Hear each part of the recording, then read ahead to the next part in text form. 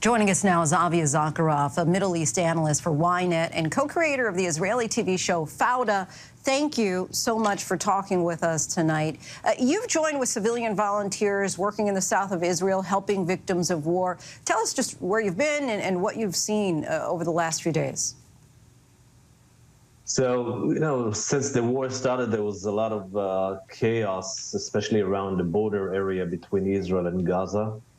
And the residents that are living there in the towns and villages, in a way, they are in a kind of catastrophic situation. They want to leave. Some of them really want to leave. Some of them cannot leave the area because they don't have vehicles, and they're afraid to drive their cars under mortars or rockets falling. So there is an organization that was founded like a year ago or less than a year ago when the whole judicial reform started with Netanyahu's government. This organization is called Brothers in Arms, Achim Laneshek in Hebrew. Their mission was back then to go and to protest against the government, against Netanyahu. But since the war started, they dedicated themselves to one mission only, and this is to help the local population around the Gaza border and to help the soldiers. And this is what we did. Leo was my partner in Fauda, and I. We joined a group of Achim Laneshek, Brothers in Arms, to go into those towns and villages to facilitate or to help those people to leave their homes and to bring them out of the danger zone. And this is what we did yesterday. We went to Sderot a couple of times, and over there we were witnessing, of course, the fall of some rockets, but also a shooting incident. But at the end of the day, we managed to bring two families out of this chaotic situation and to take them out of there. Those families that you were able to rescue, what did they tell you about what they've been enduring over the last few days? It's terrible. It's terrible. Listen, I was today also in the south in a kibbutz called Mefarsim. Over there was also a massacre taking place. People were killed there. And when I visited the place today, I still saw the remains of the burning cars, the burning houses, some of even the motorbikes that were left by Hamas militants that were killed over there. And it's terrible just to understand the atrocities that were held there during Saturday, not battle, but it was a massacre.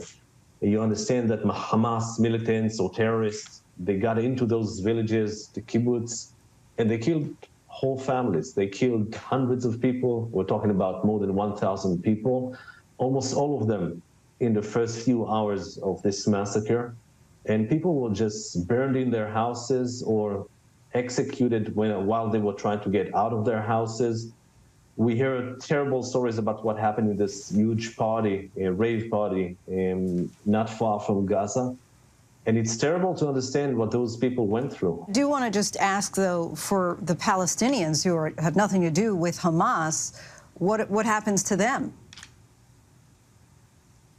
Right now, the IDF is calling to the people that are living in some areas, some neighborhoods of Gaza, to leave their houses and to flee, just to run away towards the border with Egypt or wherever they can.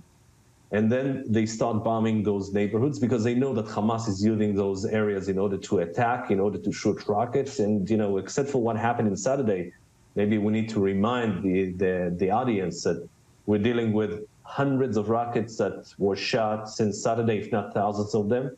I'm here now in Tel Aviv, and every couple of hours we have rockets being shot towards Tel Aviv, so we run to the shelter with the sirens going on. But in the south especially, it's every couple of minutes. Every couple of minutes there's a rocket being shot towards Sderot or Fakim or Mefarsim or wherever it is.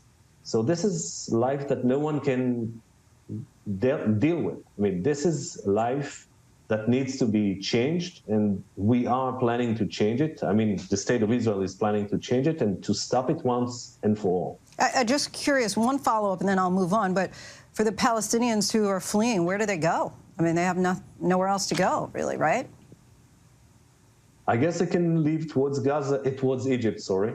And this is up to Egypt, whether they're going to allow them, yes or no. And, all this time that Hamas took control over Gaza, there was this myth, so-called, about a siege. There was no siege. The borders with Egypt were open. There was electricity, water. People leaving Gaza to Israel and working here in Tel Aviv. 19,000 people every day leaving Gaza and coming to work here in Israel because Israel believed that they can offer some economic prosperity in return of quiet. So it didn't work. And since yesterday, there is a real siege, meaning Israel decided to put a full siege over Gaza. And of course, it's allowing Egypt to let the Palestinians run into its territory. The Associated Press is reporting that Egyptian intelligence officials warned the Israeli government that, quote, something big was brewing. Have you heard anything similar to that? Look, I know the report since the report was published in the media outlet that I'm working for, Ynet, from a very experienced correspondent named Smadar Peri. She's a Middle East also commentator, analyst, specializing in Egypt. She has very good sources, I must say, in Cairo, in Egypt.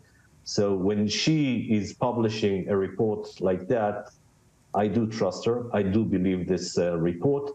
And I think that after the war will be over, we have a lot of lessons to learn, and we have a lot of research and understanding of what on earth happened here, because even now, today, after almost 72 hours or even more than 72 hours since this war started, we don't really know and understand how come that this happened to us.